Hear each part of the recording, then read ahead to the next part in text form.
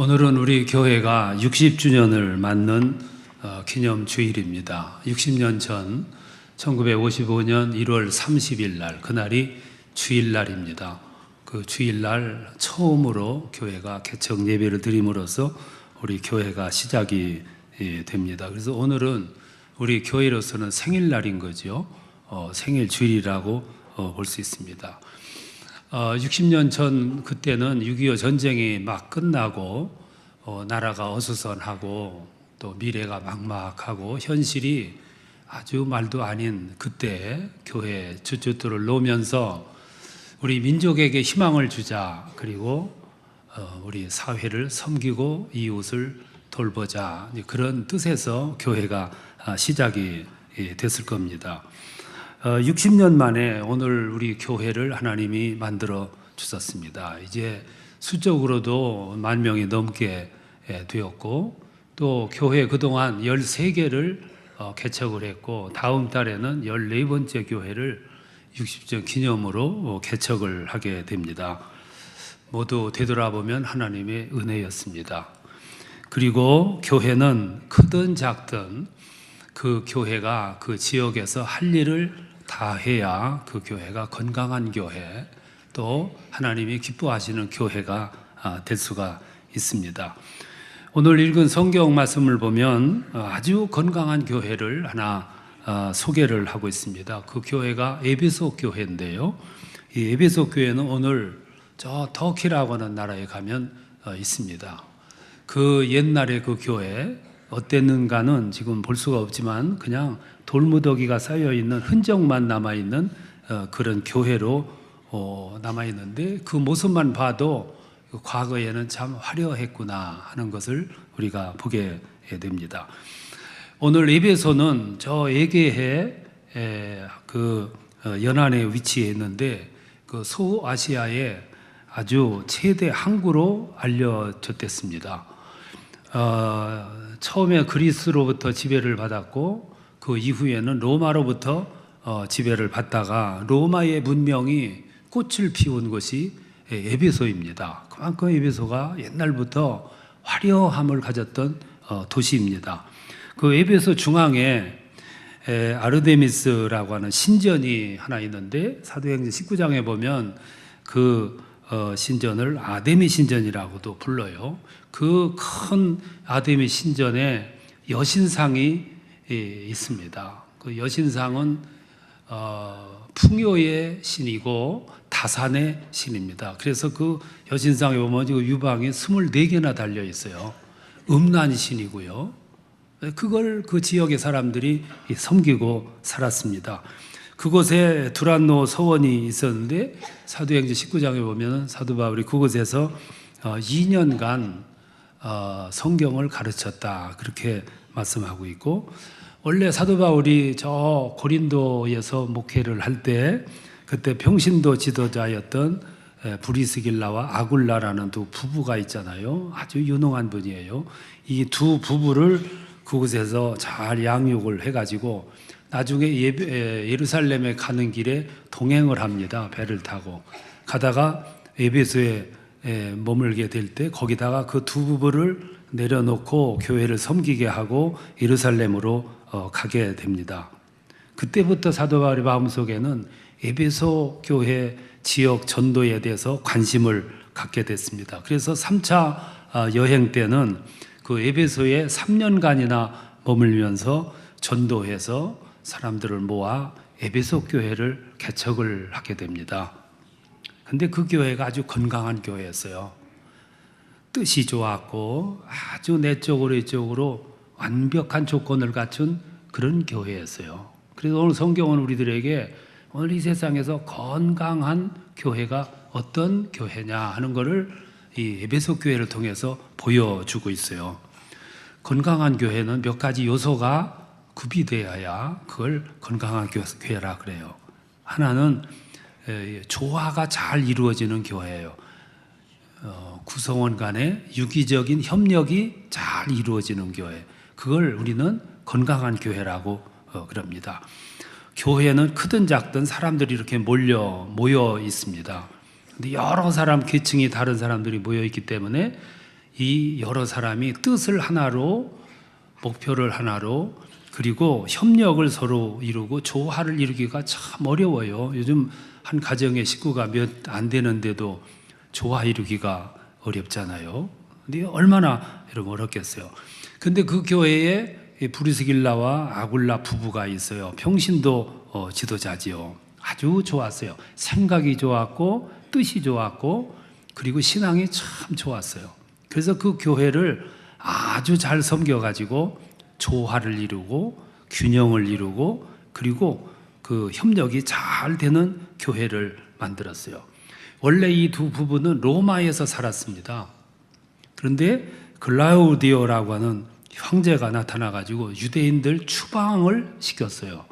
그래서 이 부부가 고린도로 와서 살게 됩니다. 그때 사도 바울과 만나요. 그리고 사도 바울은 그들을 잘 양육을 해서 아주 좋은 평신도 지도자로 많습니다. 그리고 사도 바울을 따라서 이제 그 에베소에 와서 거주하게 되는데 사도 바울은 그 부부를 유독 사랑했어요. 왜 사랑했냐면은 사도 바울의 장차 꿈은 로마 전도지만 에베소 전도하는 것을 또 뜻을 세우게 됩니다. 그런데 아굴라 부부는 로마에서 오래 살았기 때문에 로마 정보를 너무 많이 아는 거예요. 그래서 이 로마 선교의 뜻을 두었던 그 사도 바울이 그 부부를 사랑한 거죠. 그래서 후에 이 아굴라 부부가 사도 바울의 1급 참모가 됩니다. 든든한 후원자가 되고 옆에서 동역자가 되줘요. 우리 목회자들에게 그렇게 든든한 동반 사역자들이 있다는 것은 축복입니다. 이런 분들을 만나기가 어려운 거죠.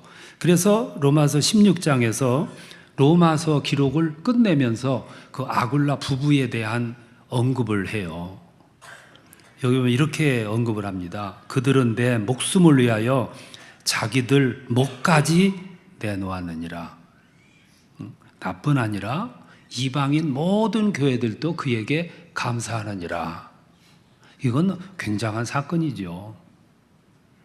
그러니까 사도 바울의 목회 여정에서 이 브리스길라와 아굴라라는 부부를 잊을 수가 없는 거죠. 그래서 사도 바울은 그 부부에게 성도들 양육할 수 있도록 사역을 위임을 해요. 그래서 이 고린도 교회를 그 에베소 교회를 크게 부흥을 시키는데, 근데 나중에 알렉산드리아 사람 아블로라는 사람이 그 시대에 굉장한 웅변가였습니다. 지성인이었고 그리고 엘리트였어요. 세례 요한의 제자였습니다. 근데 불행하게도 이분이 웅변도 잘하고 또 율법에도 능통한데 이 부활에 대해서, 성령에 대해서는 전혀 알지를 못해요. 그러니까 사도 바울께서 이 아굴라 부부에게 저 사람을 좀 양육을 하라. 그래서 이 부부가 그 아블로를 양육을 해요. 복음을 제시를 하고 십자가를 전하고 부활을 전하고 해서 아주 건실한 사도로 만들어요. 그래서 후에 고린도 교회 가서 아블로가 목회를 하는데 고린도 교회를 크게 부흥시키잖아요. 그리고 사도 바울은 고린도전서 3장에서 이렇게 언급을 합니다. 나는 심었고 아블로는 물을 주었으되, 그 말은 나는 전도해서 사람들을 모아놨는데 그들을 물을 주고 가꾸고 양육한 사람 누구냐면 아블로라고 말이에요.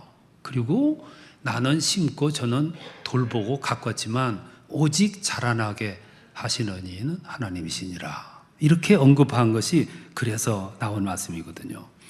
에베소 교회가 아주 건강했던 건 두 가지 요소를 가지고 있었기 때문이에요. 하나는 평신도들이 아주 우수했어요. 여러분, 교회마다 건강한 교회는 평신도들이 훈련이 잘 됐어요. 평신도는 사람의 몸으로 말하면 허리와 같은 역할을 하는 분들이에요. 가서 전도하고 그들을 양육하고 그들을 돌보는 거죠. 그래서 교회는 숫자도 많아야 되고 크기도 커야 되지만 그렇다고 교회가 건강한 건 아니에요. 건강한 교회는 그 교회에 담고 있는 평신도들이 건강해야 돼요. 역할이 건강하고 신앙의 질이 건강해야 됩니다. 그게 건강한 교회예요. 또 하나는 에베소 교회 장로들이 아주 건강했어요. 인정이 넘쳤고 신선했고요. 그리고 그 감성이 있는 그런 지도자들이었어요. 사도 바울께서 그 여행을 종료를 하고 예루살렘으로 귀환합니다. 귀환하는 도중에 밀레도라는 곳에 거쳐가요. 근데 사도 바울의 마음속에는 에베소를 잊지를 못합니다. 그래서 에베소를 거쳐갈까 하는데 너무 거기서 멀어요. 105km나 405km나 되니까 굉장히 먼 거, 45km니까 먼 거지요. 그래서 그들 보고 오라 그랬어요. 그랬더니 거기서 길도 나쁘고 자동차도 없던 그 시대에 45km를 단숨에 밀레도까지 그 에베소 교회 장로들이 온 거예요. 거기서 오랜 동안 담소를 하다가 마지막에 사도 바울께서 그 장로들에게 뭐라고 그러냐면은 앞으로 얼마나 많은 환난이 오고 고난이 오고 어려움이 올지 모르니까 성도들을 잘 돌보라.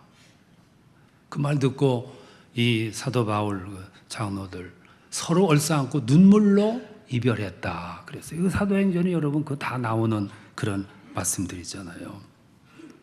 그러니까 에베소 교회는 평신도들이 아주 좋았고요. 지도자들, 장로들이 아주 좋았어요. 거기다가 아굴라 부부 같은 사람이 있었고 사도 바울이 거기서 심혈을 기울여서 가르쳤고 그리고 양육을 했어요. 그게 얼마나 건강하겠어요. 그게 에베소 교회라고요. 교회가 건강하려면 그 교회의 구성원들이 건강해야 됩니다. 두 번째는 조화도 이루어지고 협력도 이루어지는 교회예요. 이게 여러분 굉장히 중요한 거예요.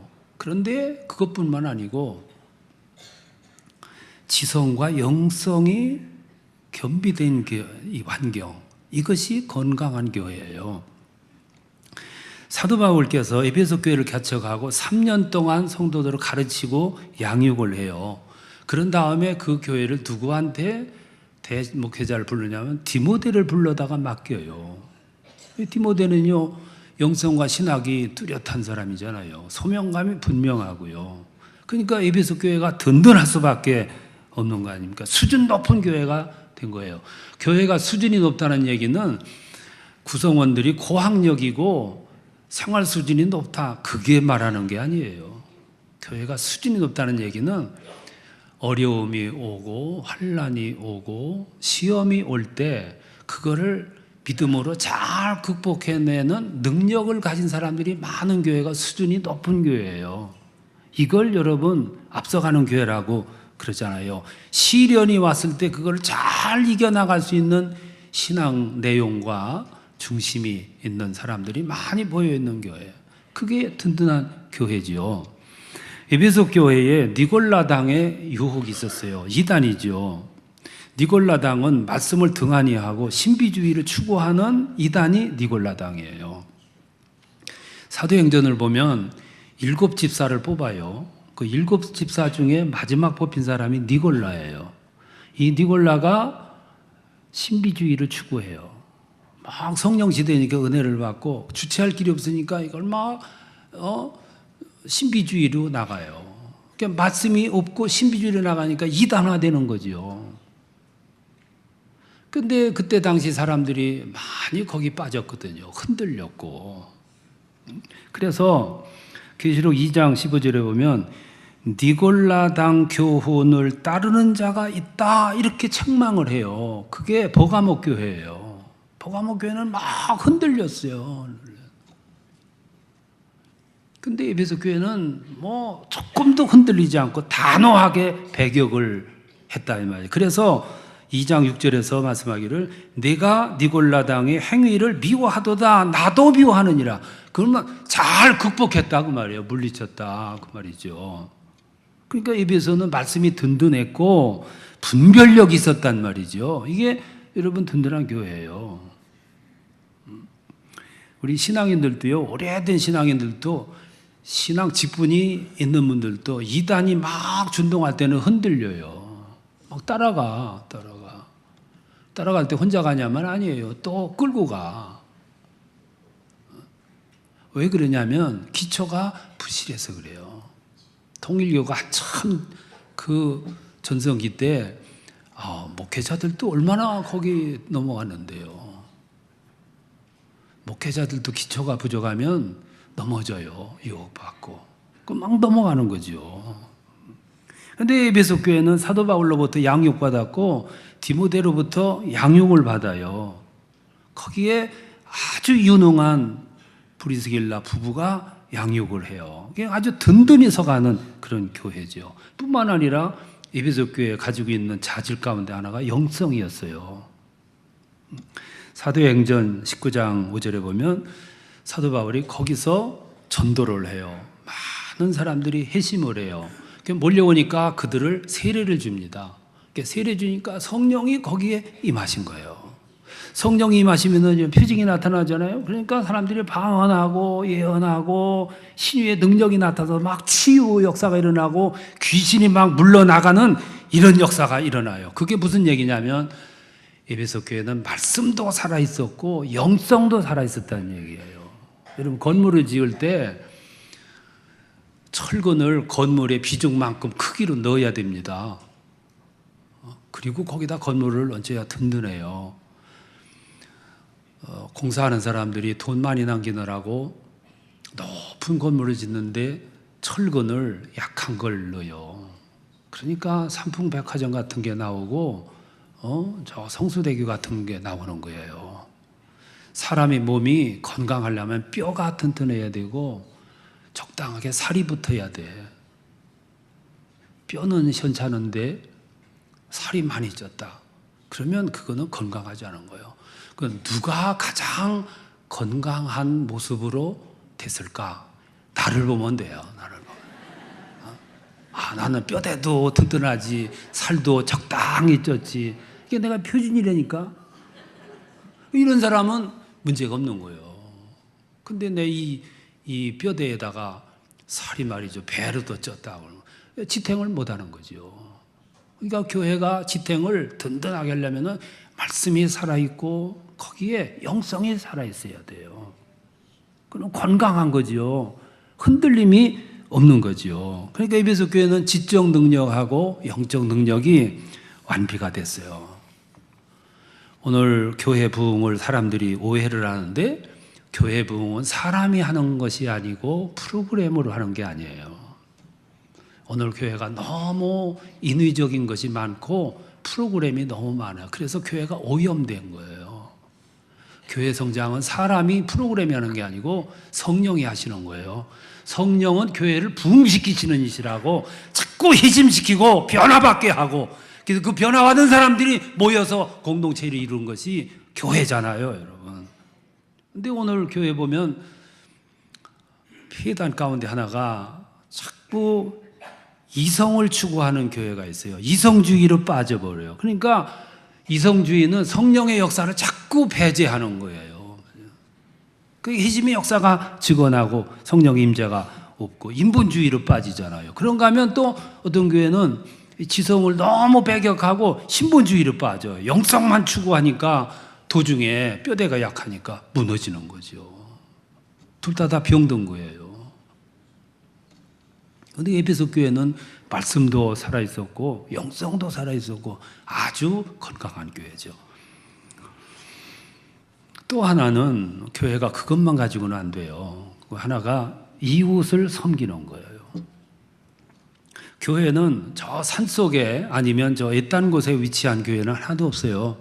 다 세속 한복판에 있어요. 그 말은 그 세상을 책임지라는 거예요. 섬기고 책임지고 나누고 돌보라는 그런 뜻이죠. 사도 바울께서 저 에베소를 떠날 때 사건이 하나 발생했습니다. 그게 뭐냐면 거기 여신상이 있다고 말씀드렸잖아요. 그 여신상을 은으로, 동으로, 금으로 만들어서 파는, 그래서 먹고 사는 사람들이 많았어요. 그들을 은장색이라 그래요. 그 은장색 가운데 메테드리오라고 하는 사람이 이 신상 모형을 만들어 가지고 팔아먹고 살던 사람인데 사도 바울께서 막 전도하러 다니면서 우상에 대해서 말씀을 하니까 사람들이 우상이 무언가를 알게 됐어요. 그래서 그 신상을 안 사요. 그러니까 수입이 줄어든 이 메데트리오라는 사람이 얼마나 흥분을 해가지고 사람들을 막 모아가지고 선동을 해가지고 소동을 일으켜서 사도 바울이 전도하는 곳에 포위해가지고 잡아 죽이려고, 찢어 죽이려고 험악하게 덤비는데 하나님의 역사가 참 묘하지요. 그 순간 누구를 거기에 파송하냐면은 서기장을 파송해요. 그 서기장이 누구냐면 에베소 치안 담당 최고 책임자예요. 이 사람이 공권력을 발동을 해가지고 사람들을 불사시켜요. 흩어버리고 사도 바울을 구출합니다. 묘하잖아요. 그 위험한 순간에 믿지 않는 사람을 동원해가지고 사도 바울을 구출을 해요. 근데 가만히 보세요.